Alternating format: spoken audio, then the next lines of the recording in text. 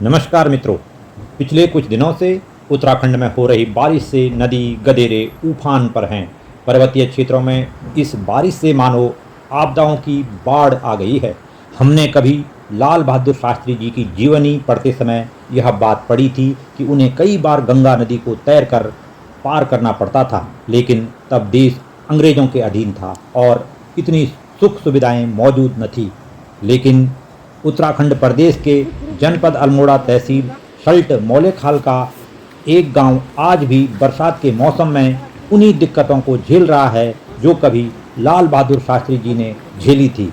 जी हाँ, मैं बात कर रहा हूँ ग्राम बलूली की, जहाँ की अधिकांश जनसंख्या रामगंगा नदी की बाढ़ और शिक्षा चिकित्सा सुविधाओं के अभाव में अब पलायन कर चुकी है। गांव के बच्चे आज भी बरसात के मौसम में स्कूल जाने के लिए तरसते हैं। आंसू बेटा, नदी में बाढ़ आ गई, अब कैसे जाओगे स्कूल? अब जाएंगे भादों में जाएंगे, अब स्कूल नहीं जाना। सर जी को कह दूंगा मैं फोन करके, काम भेज दो सर जी मुझे। यह बालक कक्षा 6 में पढ़ता है। गांव से विद्यालय दूर है, ऐसे में बच्चे स्कूल जाने से वंचित हैं। यह गांव का झूला पुल है। पिछले कुछ दिनों से नदी में बाढ़ आने के कारण यह पुल अब आवारा गौवंश की शरण स्थली बना हुआ है। ये आवारा पशु नदी में बाढ़ आने के कारण कई दिनों से यहाँ फंसे हुए प्रतीत होते हैं।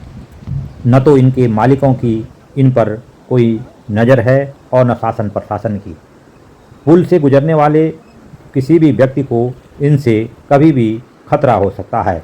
इन जानवरों ने इस झूला पुल को बहुत ही ख़राब कर दिया है और ये रात भर यहीं पर रहते हैं और जैसे ही बाढ़ आती है तो ये दिन के समय भी पुल के ऊपर डेरा जमा देते हैं।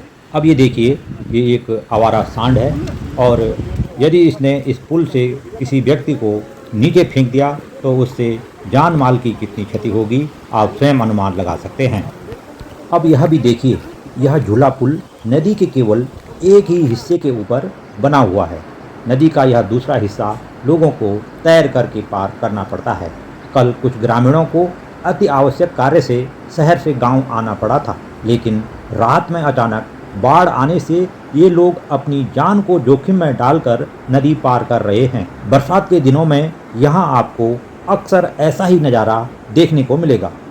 इस समस्या के समाधान के लिए यहाँ के ग्रामीणों ने कई बार सरकार को गांव तक पहुँचने के लिए नदी पर स्थायी पुल बनाने के लिए पत्राचार किया, लेकिन कई वर्षों से अभी भी बात सर्वे तक ही सिमट कर रह गई है। ग्राम बलूली गांव के अंदर वर्तमान में 7 से अधिक रिजॉर्ट हैं, जिनमें देश विदेश के हजारों पर्यटक प्रतिवर्ष सैर सपाटे के लिए आते हैं। लेकिन सरकार एवं शासन प्रशासन को न तो ग्रामीणों की चिंता है और न सैलानियों की। ये सामने झूला पुल है और ये नदी का दूसरा हिस्सा आप देख रहे हैं। ग्रामीणों द्वारा बताया गया कि कुछ दिन पहले किसी रिजॉर्ट में कोई पर्यटक फंस गया था और फिर उसके लिए राफ्ट की व्यवस्था करके बड़ी मुश्किल से उसे नदी के इस पार पहुंचाया गया। बात केवल यहाँ के नौनिहालों की शिक्षा की ही नहीं है, बल्कि गांव में रह रहे लोगों का स्वास्थ्य यदि खराब हो जाता है तो ऐसे में इलाज के लिए उन्हें मुख्य सड़क तक कैसे पहुंचाया जाएगा। यद्यपि मरचुला के नज़दीक ग्राम बलूली, जो कि पर्यटन के क्षेत्र में एक जाना पहचाना नाम है, इसके आसपास करीब 2 दर्जन से अधिक रिजॉर्ट हैं, फिर भी स्वर्ग से सुंदर इस गांव के ग्रामीणों का जीवन आज भी आज़ादी से पूर्व के भारतीय जीवन जैसा ही प्रतीत होता है।